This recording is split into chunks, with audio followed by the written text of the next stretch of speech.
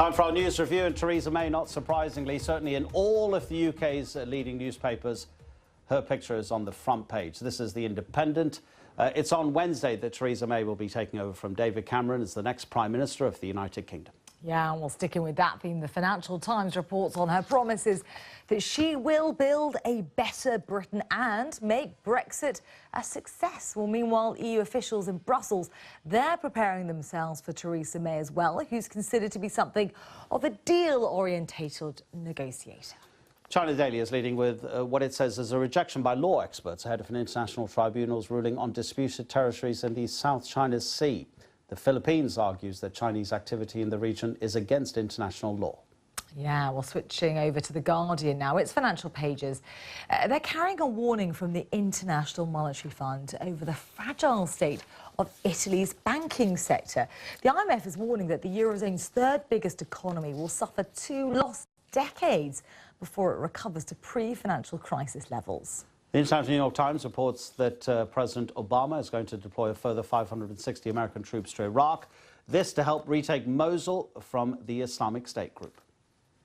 Now, finally, looking at the Gulf news in its business section, leading with the worldwide phenomenon of Pokemon Go. Yes, millions of smartphone users all over the globe. They've downloaded Nintendo's latest video game, leading to soaring share values for the company and bringing market value gains to some $7.5 billion. There you go. Don't know if you're a gamer or not, Adam. I'd never heard of it until a few hours ago, sorry. I am a gamer. Cornelia Meyer is CEO of MRL Corporation. OK, Theresa May, 20 years in the making this has been. So she has the experience, she has the backing of her members of parliament, but she wasn't elected by the people of the United Kingdom. Yeah, she wasn't elected by the people of the United Kingdom, but we have a parliamentary system where Parliament stands behind the Prime Minister. The Queen appoints, and you need to have a parliamentary majority or work a parliamentary majority. So this is not a presidential system like in the United States where you vote for the Prime Minister, you vote for the President. It's Parliament that then has the Queen will give the mandate to the person who most likely can get a majority, or a working majority. So given within our constitutional system, yes, her party members may feel a bit hard gotten by because they didn't have the vote, but then you can say, why should 125,000 people vote for the whole of Britain? So yes, it's within our system. She certainly has a lot of experience. She's deal-orientated. What I liked was that she is, at long last, somebody wants a comprehensive industrial policy, which is something I've personally been going on about for about 15 years. So I'm delighted. Now she will come in trying times, she will come in when she will have to negotiate Brexit, and that will be a tough thing to do. So good that she's deal-orientated. We as Britons have to wish her luck because this Brexit negotiation is very, very, very important to our economy. They're going to be tough, aren't they? We know she's not going to, well, she says she's not going to trigger Article 15 under the Lisbon Treaty before the end of the year, but she wasn't voted in, as you say, but market reaction seems to appreciate the fact that we're not seeing a leadership campaign drag on into September, and Brussels seems to feel the same as well. The thing is, certainty is a good thing, and we had so much uncertainty. We had both parties, government and opposition, in total disarray. So it's really important to have certainty. We have to hand it to Ms. Leadsom to have put country before person, and that's probably a good thing. So yes, we have a leader, and I think she's right. She should trigger Article 50 when she has a roadmap, when she has a plan, because the second she has triggered Article 50, power will go from the United Kingdom to the EU, and again, she has to do what's best for country. Yeah, OK, but what about the fact that she was for Remain, and of course the country voted to leave? The more right-wing elements of the Conservative Party were, if it's possible to generalise, more for leave. So what about the machinations in her party, and what about the country that she's leading, which voted against what she particularly wanted? No, but she put it out very clearly, you can be for something once you have a democratic vote. You say, OK, tough luck. Now the people have decided we need to go with what the people have decided, and she made very clear that she will, you know, try to make a success of Brexit. So that's good. Yes, there are some political analysts who say, well, maybe she doesn't have quite enough backers and not quite enough backing within her own party. But, you know, the proof of that pudding is in the eating. Yes. I have to say, I do like the Sun's lead on all of this, the story of the rather fabulous shoes that she wore yesterday to deliver that press conference. But we didn't go with that paper, sadly.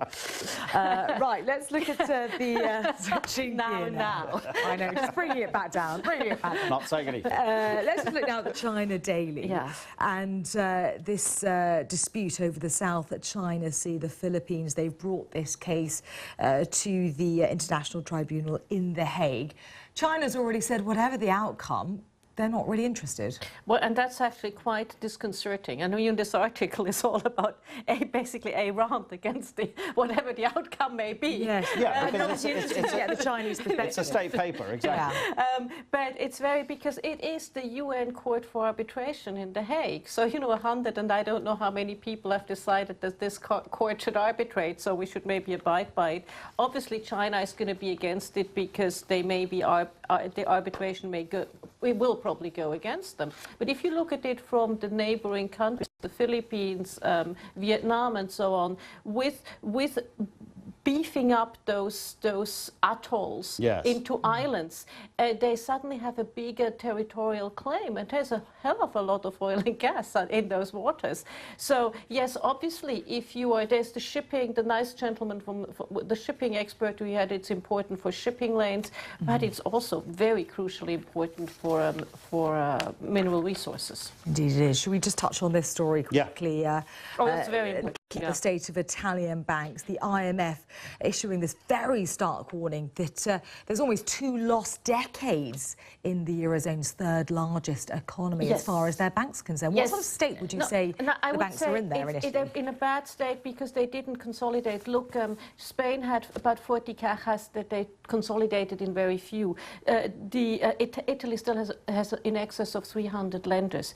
They say $350 billion, that the numbers go up and down, of non-performing loans.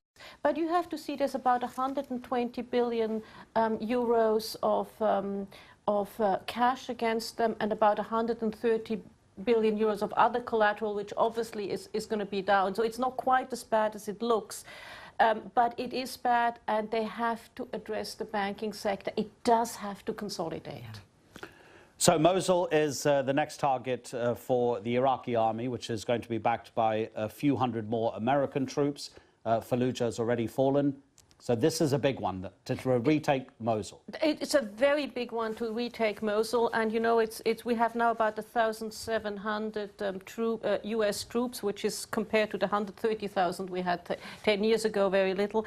It's a big one. It's important. They need to get closer to Mosul. They will work from an airstrip that they have taken. The thing is, I'm always very skeptical when things go too fast. You know, they just took Fallujah, now they're taking Mosul. ISIS is a non-state actor. We have an asymmetric war here. And it's a little bit like with water. When there's a vacuum, water will move. You know, ISIS will be, because they're a non-state actor, they may go out of Mosul, but they'll go somewhere else. So I wouldn't just say, hurrah, hurrah, we have won, because this